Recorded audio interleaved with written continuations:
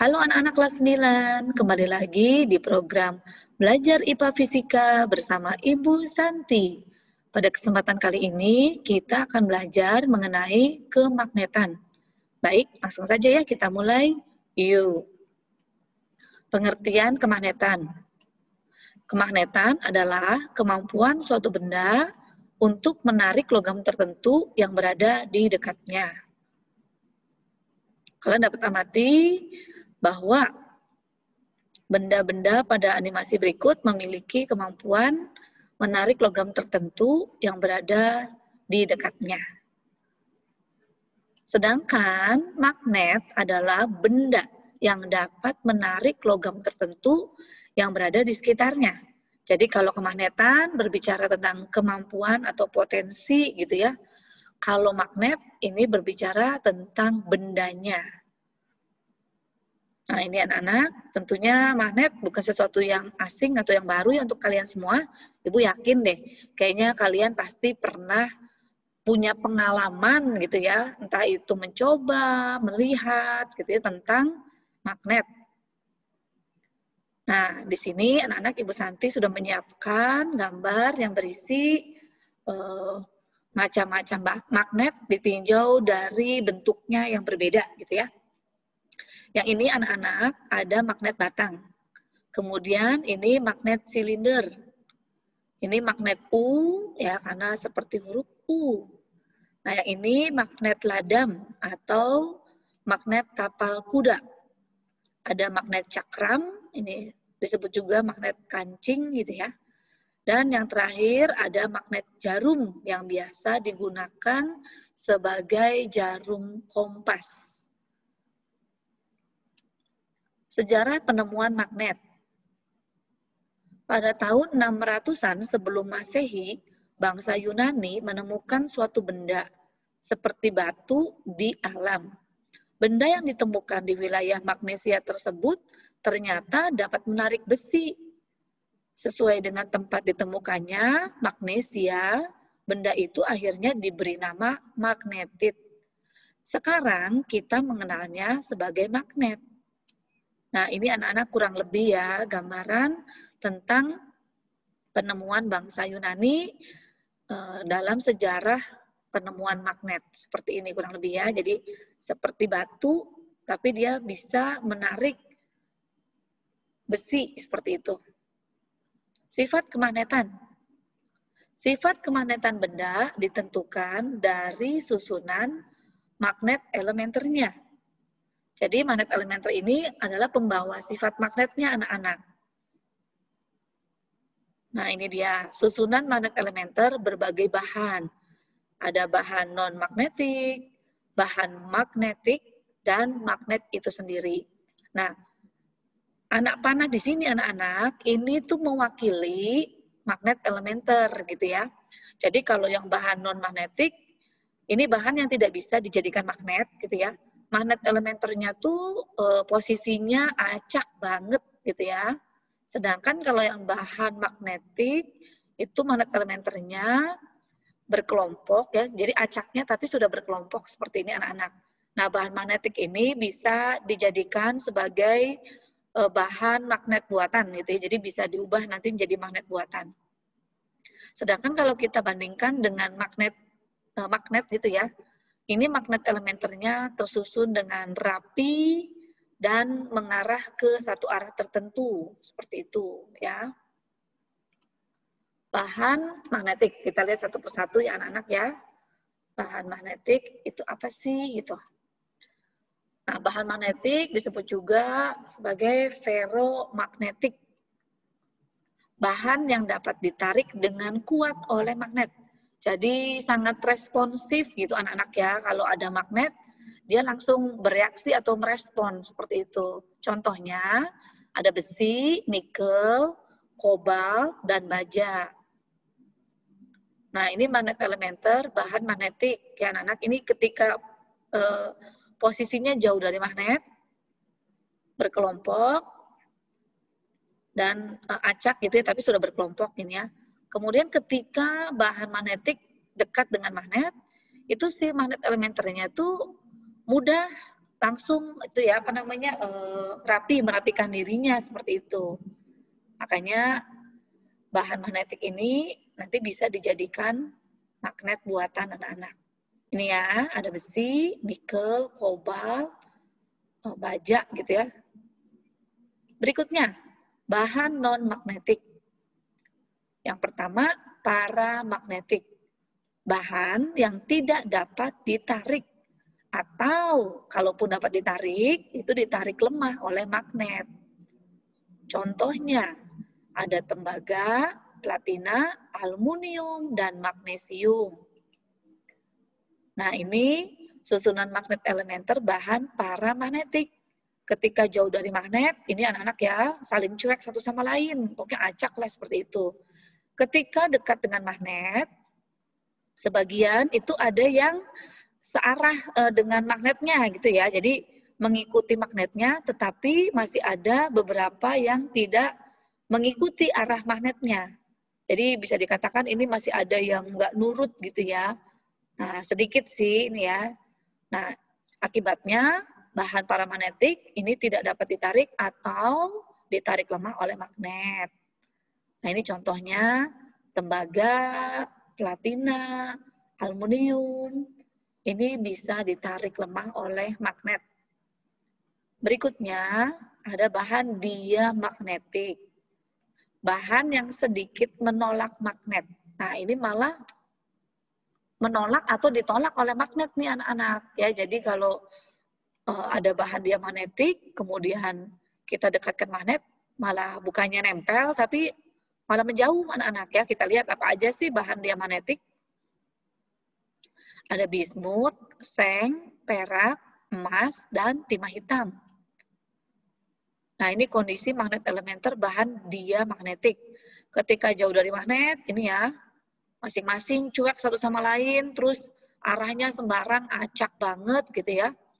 Kemudian ketika didekatkan dengan magnet, nah ini malah banyak yang memberontaknya anak-anak ya. Kalau yang tadi kan yang paramagnetik lumayan tuh, lebih banyak yang nurutnya gitu ya, yang searah sama arah magnetnya. Kalau yang ini diamagnetik, malah banyak yang melawan gitu tuh ya, banyak yang nggak nurutnya nih. Makanya ini mungkin yang menimbulkan bahan diamagnetik itu menolak magnet seperti itu. Ini dia ya, bismut, seng, perak, dan emas, timah hitam. Jadi kalau di tukang jahit gitu ya anak-anak ya, biasanya tuh tukang jahit menyimpan magnet yang kecil gitu ya. Tujuannya buat apa? Nah, kalau jarum jahitnya jatuh, misalnya pas kondisinya juga gelap atau gimana gitu ya, bisa mencari jarum jahit itu menggunakan magnet. Karena jarum tuh biasanya terbuat dari bahan besi atau baja seperti itu. Jadi besi atau baja tadi kan termasuk ke ferromagnetik yang sangat respon terhadap magnet. Tapi kalau misalnya kalian punya perhiasan, misalnya cincin atau anting jatuh gitu ya, kemudian mau mencari menggunakan magnet. Nah, emas itu ternyata termasuk ke bahan diamagnetik. Jadi nggak bisa anak-anak, emas nggak akan menempel kepada magnet gitu ya. Jadi nggak bisa kita mencari emas menggunakan magnet. Tidak ada respon untuk mendekati atau menempel, yang ada malah menjauh gitu ya. Berikutnya jenis bahan magnet. Bahan magnetik dapat digunakan sebagai bahan pembuat magnet buatan. Bahan magnetik dibedakan menjadi dua, yaitu magnet keras dan magnet lunak. Magnet keras dan magnet lunak. Ini ya, sudah jelas. Yang satu keras, yang satu lunak. Berarti sifatnya nanti berlawanan nih anak-anak. Magnet keras adalah bahan magnetik yang sukar menjadi magnet. Karena magnet-magnet elementernya sukar diatur. Tetapi bila sudah menjadi magnet, kemagnetannya tahan lama. Magnet keras biasanya digunakan untuk membuat magnet tetap. Sedangkan magnet lunak adalah bahan magnetik yang mudah menjadi magnet. Karena magnet-magnet elementernya mudah diatur, tetapi mudah hilang sifat kemagnetannya. Karena magnet-magnet elementernya mudah tidak teratur lagi. Magnet lunak biasanya digunakan untuk membuat magnet sementara. Jadi kalau yang magnet keras, nih anak-anaknya mungkin ini ya, kalau bisa menggunakan perumpamaan gitu ya. Awalnya kalau orang nih keras kepala gitu ya, susah diberi masukan, susah dinasehati gitu ya. Tapi ketika dia menemukan sebuah pencerahan gitu ya, titik balik dalam hidupnya, maka itu akan benar-benar mengubah hidupnya dan itu akan bertahan lama gitu loh anak-anak. Ini yang magnet keras gitu ya. Jadi awalnya dia susah diatur magnet elementernya, tapi begitu sudah bisa diatur, dia akan rapi dalam jangka waktu yang cukup lama.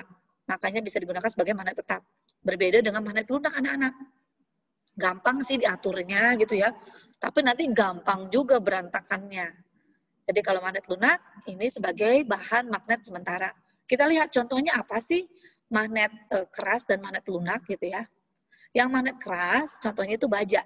Jadi baja ini cocok banget untuk dijadikan magnet tetap seperti itu. Sedangkan yang magnet sementara ini contohnya adalah besi ya. Berikutnya magnet keras vs magnet lunak. Perbedaan kondisi magnet elementer, baja, dan besi. Ini sebelum jadi magnet ya anak-anak ya, kemudian udah jadi magnet nih rapi gitu kan. Nah, beberapa waktu kemudian yang baja tetap rapi, ini konsisten gitu anak-anak ya. Jadi dia bisa mempertahankan kerapiannya dalam jangka waktu yang lebih lama dibandingkan dengan besi. Ini ya magnet lunak. Berapa waktu kemudian dia sudah acak lagi seperti itu. Jadi sifat kemagnetannya mudah hilang yang besi. Kutub magnet. Kutub magnet adalah bagian pada magnet yang memiliki gaya tarik paling kuat. Setiap magnet mempunyai dua kutub, yaitu kutub utara dan kutub selatan. Ini anak-anak ya. Lihat nih. N di sini adalah north, utara, S-nya south ya, selatan. Jadi setiap magnet itu pasti mempunyai dua kutub dengan nama utara selatan. Nah, jangan lupa kutub-kutub ini merupakan bagian pada magnet yang memiliki gaya tarik paling kuat. Jadi kekuatan terbesarnya itu ada di kutub-kutubnya anak-anak.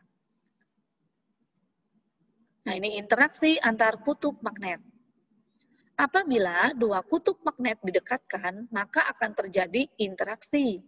Jenis interaksi bergantung jenis-jenis kutub yang berdekatannya. Jika kutubnya sejenis, akan muncul gaya tolak-menolak. Tetapi jika kutubnya berbeda jenis, akan muncul gaya tarik-menarik.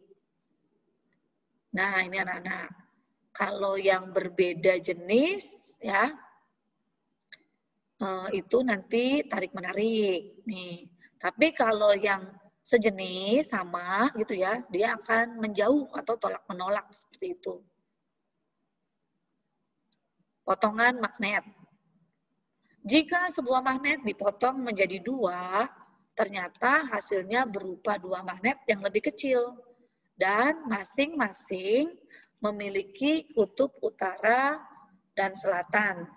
Kita lihat ya anak-anak. Nah ini dia. Jadi ini asalnya ada sebuah magnet batang. Kemudian dipotong menjadi dua. Ini ya dua bagian nih. Nah masing-masing bagian tetap memiliki kutub utara dan kutub selatan. Dari dua, masing-masing dipotong lagi anak-anak ya. Jadi sekarang ini seperempat bagian semua nih ya. Dari yang semula satu dipotong menjadi 4. Nah masing-masing potongan juga tetap memiliki dua kutub, utara dan selatan. Dan selanjutnya anak-anak ya, jadi kalau kalian punya magnet, dipotong sampai yang kecil gitu ya, itu tetap akan memiliki dua kutub. Karena magnet elementer sendiri terdiri dari dua kutub, yaitu utara dan selatan. Medan magnet. Medan magnet adalah ruang di sekitar magnet yang masih dipengaruhi gaya magnet. Medan magnet tidak dapat dilihat dengan mata, namun keberadaannya dan polanya dapat ditunjukkan dengan garis-garis gaya magnet. Arah garis-garis gaya magnet yaitu dari kutub utara menuju kutub selatan. Makin banyak jumlah garis-garis gaya magnet, makin besar kuat medan magnet yang dihasilkannya. Ya, seperti ini anak-anak ya. Jadi ini garis-garis gaya magnet. Kalau area yang masih terkena garis gaya magnet, berarti ini masih di area medan magnetnya, masih dipengaruhi oleh gaya tarik magnetnya ini anak-anak. Kemudian satu hal lagi yang jangan dilupakan gitu ya. Ini, garis gaya magnet itu mempunyai arah anak-anak, yaitu dari utara ke selatan. Jadi utara ini asalnya. Kalian bisa lihat, nih keluar arahnya ya. Sama aja misalnya kalian dari rumah ke sekolah. Berarti ditinjau dari rumah itu keluar. Tapi kalau ditinjau dari sekolah, itu masuk ya.